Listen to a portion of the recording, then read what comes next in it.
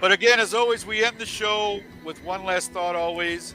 So we're going to go to our final segment now. And our question this week for one last thought, I just thought it was a little thought provoking. And, once in a while I get in my head and I'm like, what would be interesting to talk about?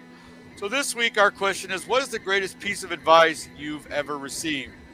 And I'm interested to see these answers. Handy, we'll start with you. What is the greatest piece of advice you've ever received? Wow. Um, I say this jokingly. However, um, he meant it.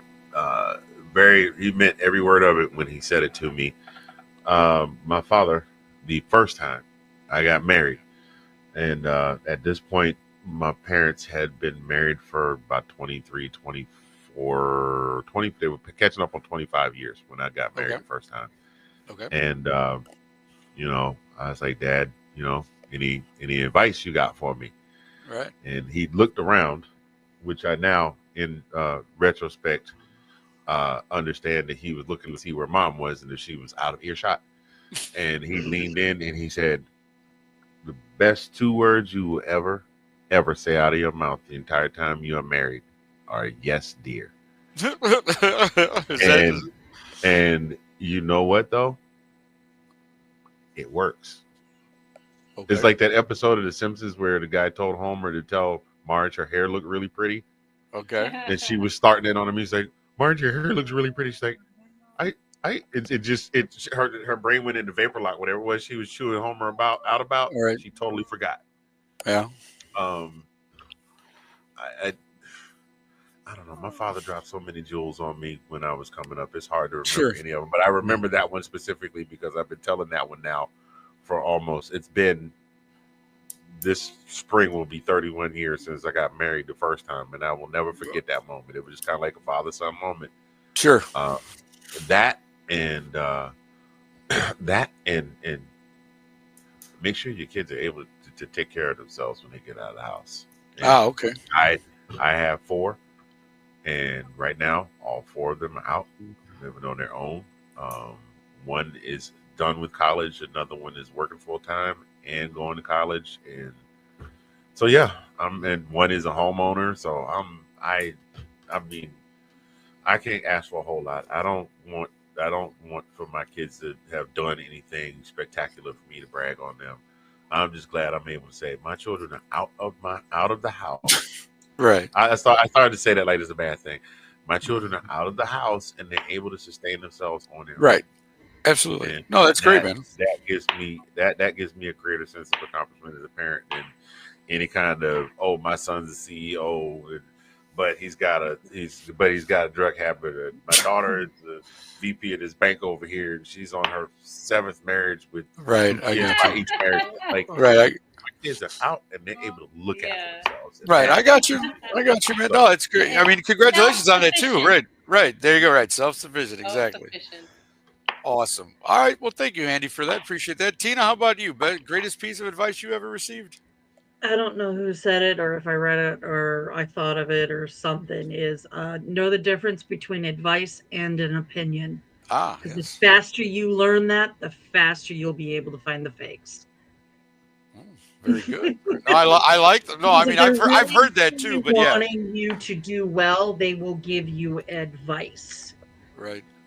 The other part of it is you need to learn to listen to advice the younger you are.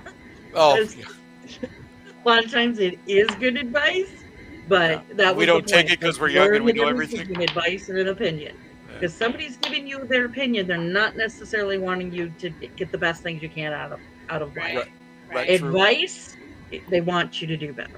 So I would. Yeah. No, I think that's that's my very true. Actually, that's a good one. All right, Delilah, how about you? Best piece of advice you've ever received? I have so many, but I'm just gonna go with one of my mentors when I first started teaching in schools.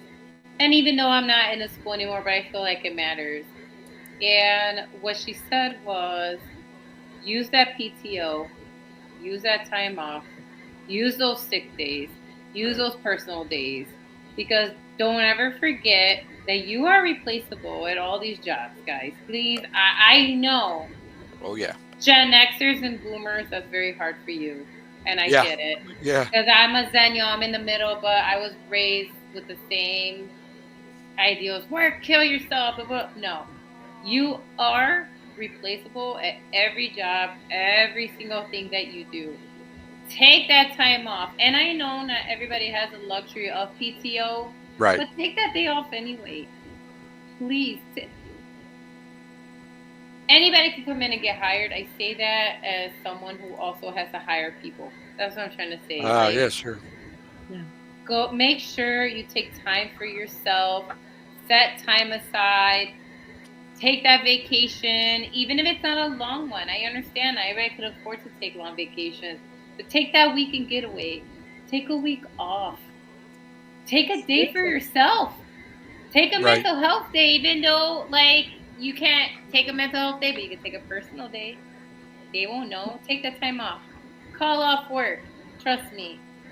Do what you need to do to take care of yourself. Do not work yourself to death. I know it's very hard as Americans to think that way, but like honestly, they need you. Yeah. So take the time off because, trust me, they're not gonna, take that time off, call in sick, whatever, man. Whatever you need to do to take care of your well-being, you, your family, your loved ones. Stay home with your kids, stay home with your cat, stay home with your dog. I don't care what it is. Right. But and that person was right. So yes, take those days. Okay? Use them up. Don't save them because we know you ain't going on a 6-month holiday. So why are you hoarding them hours? Right. Take Right. the days. Don't hoard them. Yeah, I mean, if nothing, That's all I gotta say. yeah, if nothing in American society is indicative of that, is the lady that had passed away at her desk and Wow. and was there. She was No at her one desk noticed. she was there for what, 4 or 5 days before anybody noticed. Wait, are you serious? Yeah. Yeah, she worked for, what did she work for, Chase Bank or something like that? It was like a I didn't baby. hear this one. This one. Yeah. Yeah, this That's happened all- about 2 or 3 months ago. She died. She died at Okay. her desk, Yeah. and nobody that's bothered brutal. to do a welfare check or call and That's check on brutal. That's what I'm saying. her. She died at her desk. Brutal. Yeah. I hate to hear that. That's terrible. Yeah. But That is- it's what I said. Yeah. Mhm. That my mentor was right. Take them Yeah. days. Use up them hours, please. They're your days. Yeah, they are. They're yours. I mean, exactly. I agree. No, believe me. Mine is actually, and it took me again because I've been a little stubborn in my life. It took me a while to really get this. I mean, to really get the meaning of this and what it really meant, and to see the really results was the biggest one. And it came, from a few different people. My father being one, and even my mom, and a couple teachers. You get out what you put into it, and I think that is something I've truly learned, especially in the last 2 years, kind of on this weight loss journey, because I finally put in the work to get it done.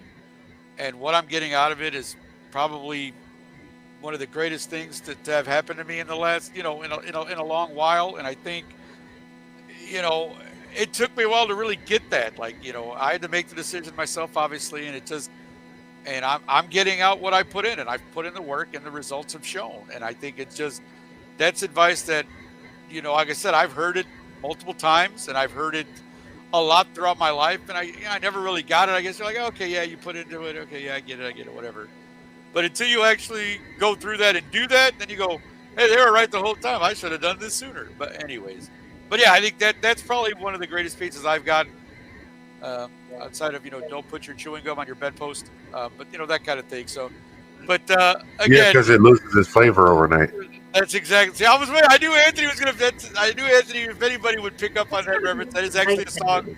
Does your chewing gum lose its flavor on the bedpost overnight? But yeah, one of those parodies, or like parody, not parody, but funny song, novelty songs that came out years ago. Oh me, Well, oh my, oh you. Whatever Yeah, shall I do? There it is. Get it, Andy. Well, listen, thank you guys so much again. Everybody who commented, everybody who was watching. We saw Nicole, Ben, Sean, Richard, a bunch of other people. Thank you so much for commenting and watching and chiming in with us. Thank you. again, to be back with you guys has been great. Again, I know it's been a while since all four of us were together. So again, thank you so much, everyone, for Handy, for Tina, for Delilah, for myself, Nick. Have a great week, everyone.